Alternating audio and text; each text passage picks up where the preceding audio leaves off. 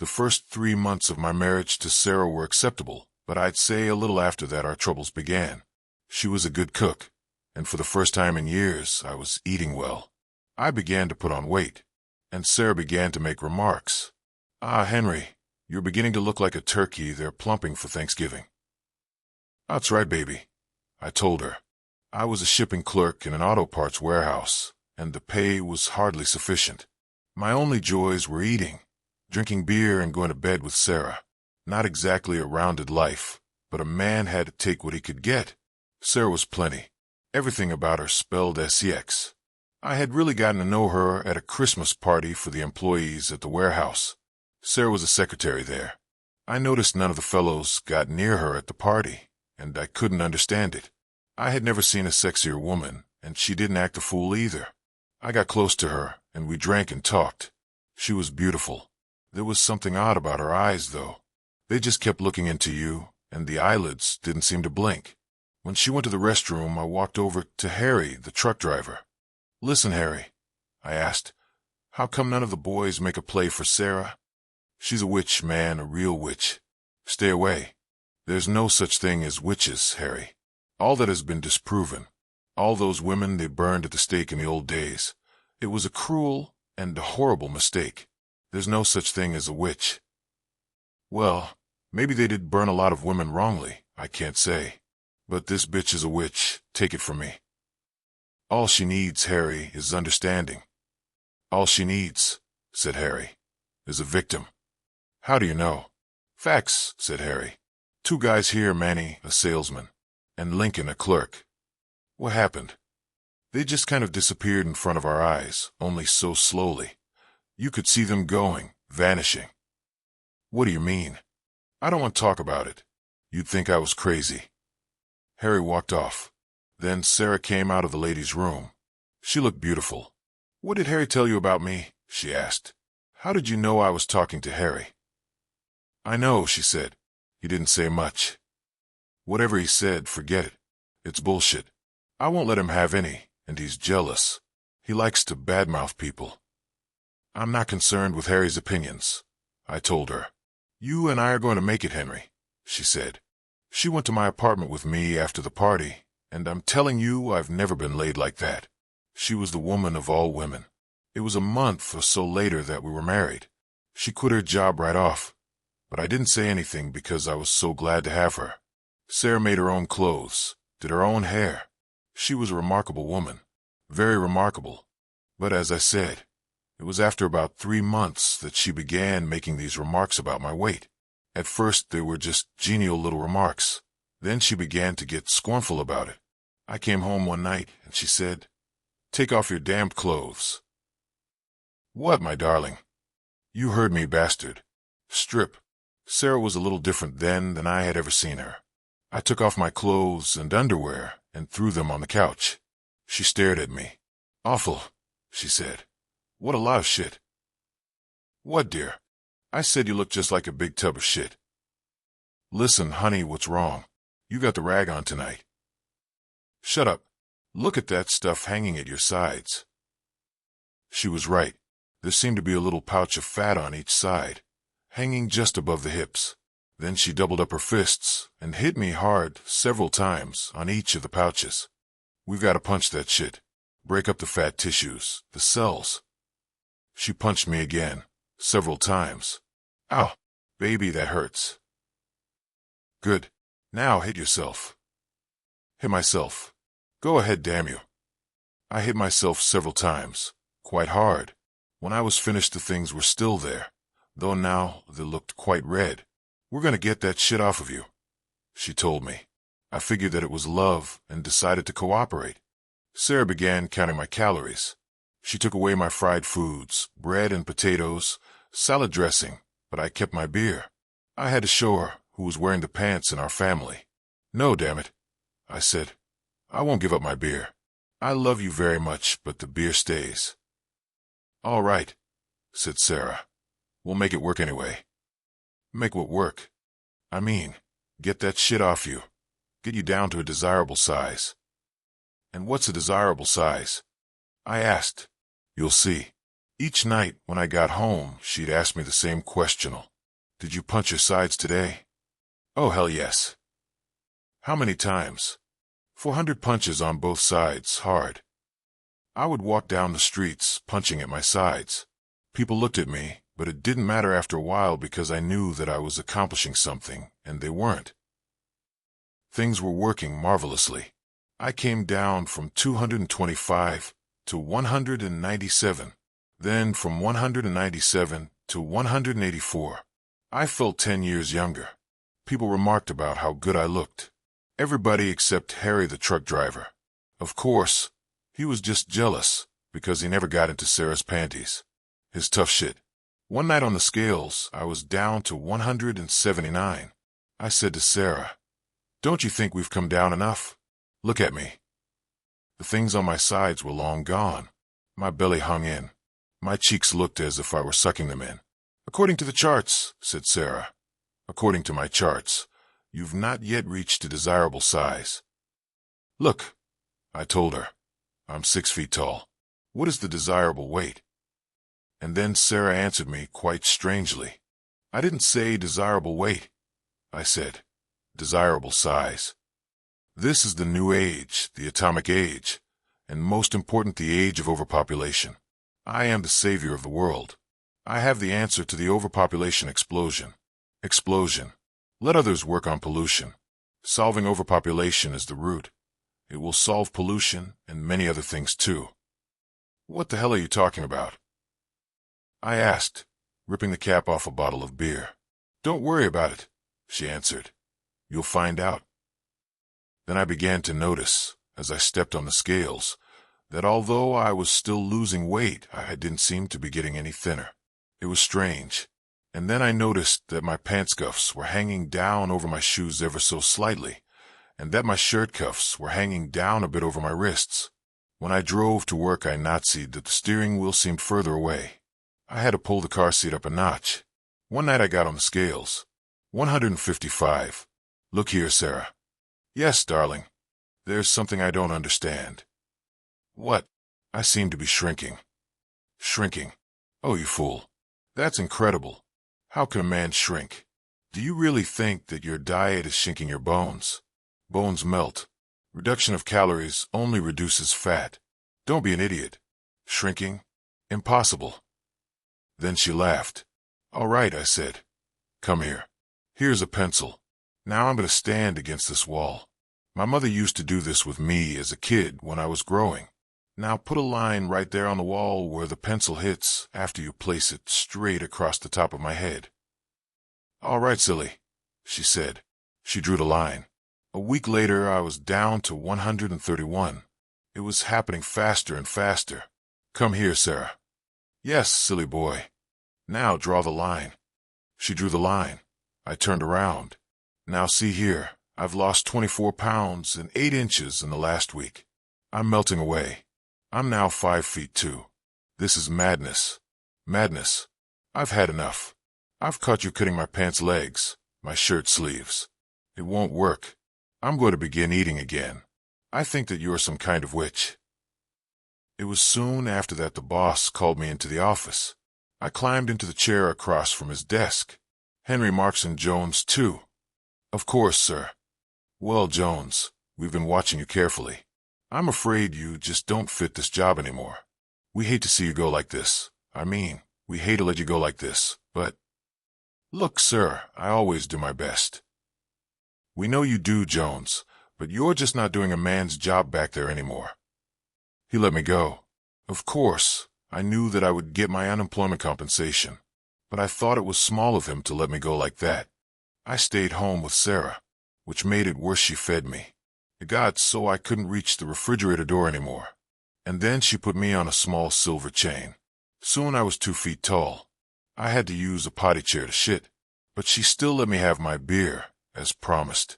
"Ah, my little pet," she said. "You're so small and cute." "I'm not a duck, I'm a man." "Oh, my little sweet man, why man." She picked me up and kissed me with her red lips. Sarah got me down to being 6 inches tall. She carried me to the store in her purse. I could look out at the people through the little air holes she had poked in her purse. I will say one thing for the woman. She still allowed me to have my beer. I drank it by the thimble. A quart would last me a month. In the old days, it was gone in 45 minutes. I was resigned. I knew that if she wished to do so, she could make me vanish entirely. Better 6 inches than nothing. Even a little life becomes very dear when you near the end of life. So I amused Sarah. It was all I could do. She made me little clothes and shoes, and put me on top of the radio, and turned on the music, and said, "Dance, little one. Dance, my dunce. Dance, my fool." Well, I couldn't collect my unemployment compensation, so I danced on top of the radio, while she clapped her hands and laughed. You know, spiders frighten me terribly, and flies were the size of giant eagles, and if a cat ever caught me, it would torture me like a small mouse. But life was still dear to me. I danced and sang and hung on. No matter how little a man has, he will find that he will always settle for less. When I shit on the rug, I would get spanked. Sarah put little pieces of paper around, and I shit on them. And I ripped off little pieces of that paper to wipe my butt with. It felt like cardboard. I got hemorrhoids. Couldn't sleep nights. Feelings of inferiority, of being trapped. Paranoia? Anyhow, I felt good when I sang and danced, and Sarah let me have my beer.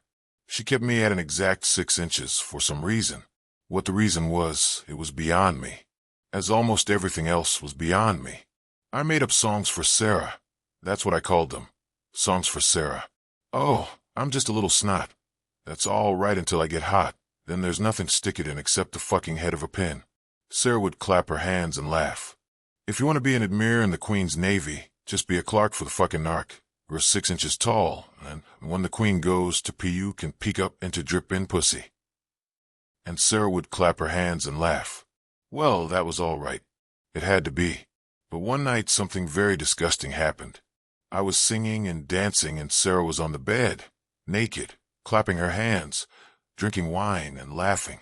I was putting on a good show. One of my best. But, as always, the top of the radio got hot and started burning my feet. I couldn't stand it anymore. "Look, baby," I said. "I've had it. Take me down. Give me a beer. No wine. You drink that Chiapas wine. Give me a thimble of that good beer." "Sure, sweetie," she said. "You put on a wonderful show tonight. If Manny and Lincoln had acted as nice as you, they'd be here tonight. But they didn't sing or dance. They brooded. And worst of all, they objected to the final act."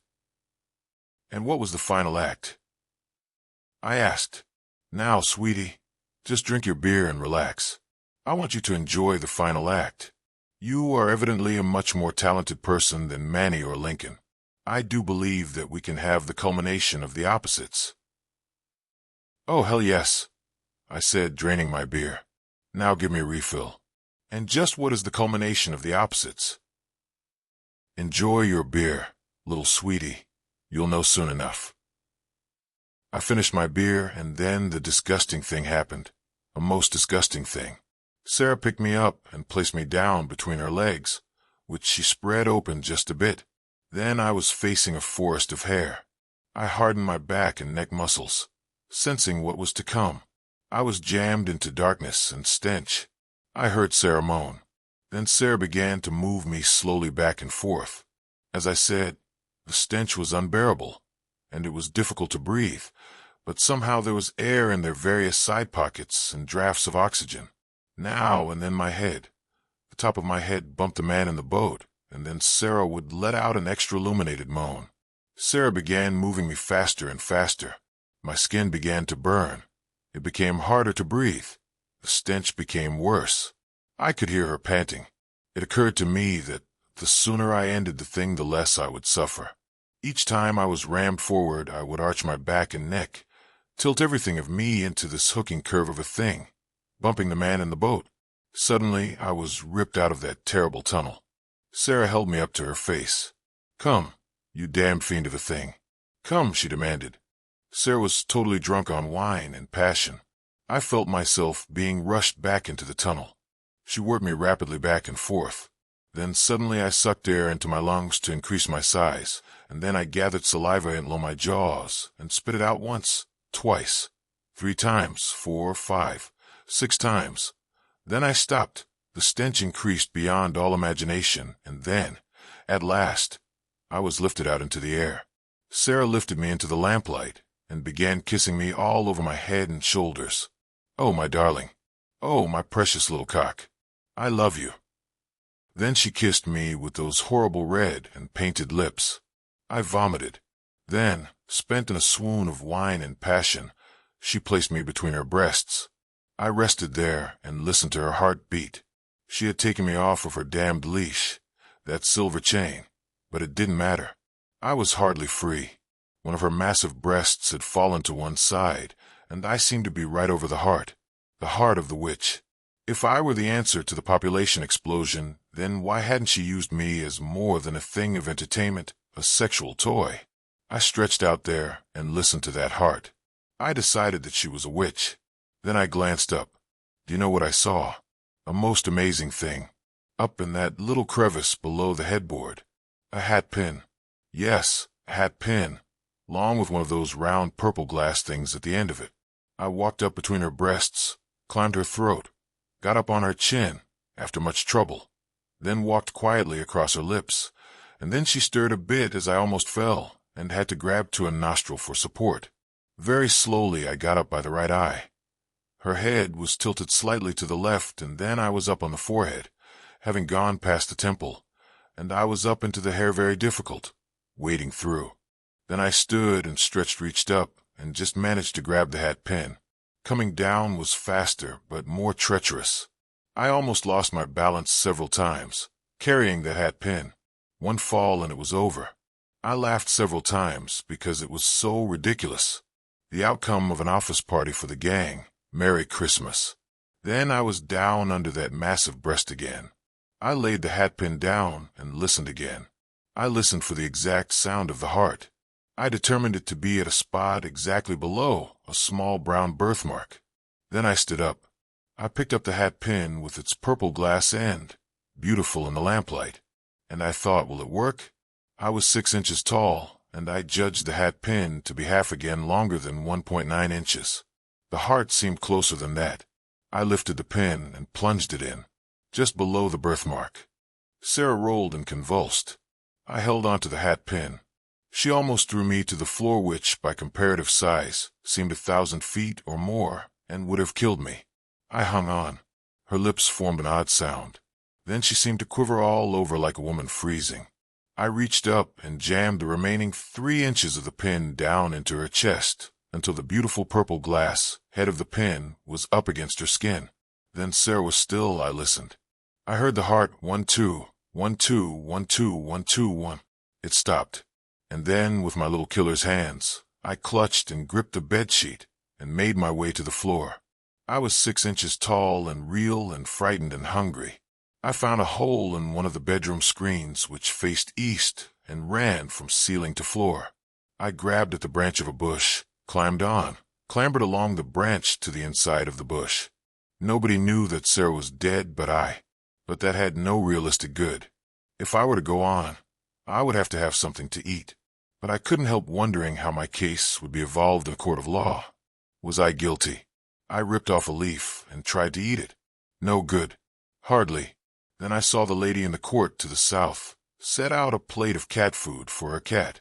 I crawled out of the bush and worked my way toward the cat food, watching for animals and movements. It tasted worse than anything I had ever eaten, but I had no choice. I ate all the cat food I could. Death tasted worse. Then I walked over to the bush and climbed back into it. There I was, 6 inches tall, the answer to the population explosion, hanging in a bush with a bellyful of cat food. There are details I don't want to bore you with. Escapes from cats and dogs and rats. Feeling myself growing bit by bit. Watching them carry Sarah's body out of there. Going in there and finding myself too small, still, to open the refrigerator door. The day the cat almost caught me as I ate at his bowl. I had to break away. I was then 8 or 10 inches tall. I was growing. I even scared pigeons. When you scare pigeons, you know that you're getting there. I simply ran down the street one day, hiding along the shadows of buildings and down beneath hedges and the like. I kept running and hiding until I got outside a supermarket, and I hid under a newspaper stand just outside the entrance to the store. Then, as a big woman walked up and the electric door opened, I walked in behind her. One of the clerks at a check stand looked up as I walked in behind the woman. "Hey, what the hell's that?" "What?" the customer asked him. "I thought I saw something," said the clerk. "Maybe not. I hope not." I somehow sneaked back to the storeroom without being seen. I hid behind some cartons of baked beans. That night I came out and had a fine feed. Potato salad, pickles, ham on rye, potato chips, and beer. Plenty of beer. It became about the same routine. Each day, all day, I hid in the storeroom, and at night I'd come out and have a party. But I was growing, and hiding was becoming more difficult. I got to watching the manager put the money in the safe each night. He was the last to leave. I counted the pauses as he put the money away each night. It seemed to be 7 right, 6 left, 4 right, 6 left, 3 right open. I went over to the safe each night and tried the numbers. I had to make a kind of stairway out of empty cartons in order to get up to the dial. It didn't seem to work, but I kept trying. Each night, I mean. Meanwhile, I was growing fast. Perhaps I was 3 feet tall. The store had a small clothing section, and I had to keep going into the larger sizes. The population problem was returning. Then one night the safe opened. I had $23,000 in cash. I must have hit them the night before banking time. I took the key the manager used in order to get out without the burglar alarm ringing. Then I walked down the street and got a week's worth of lodging at the Sunset Motel. I told the lady I worked as a midget in the movies. It just seemed to bore her. No television or loud noises after 10 p.m. That's our rule here. She took my money, gave me a receipt, and closed her door. The key said room 103. I hadn't even looked at the room. The door said 98, 99, 100, 101. I was walking north toward the Hollywood Hills, toward those mountains behind them, with the great and golden light of the Lord shining upon me growing.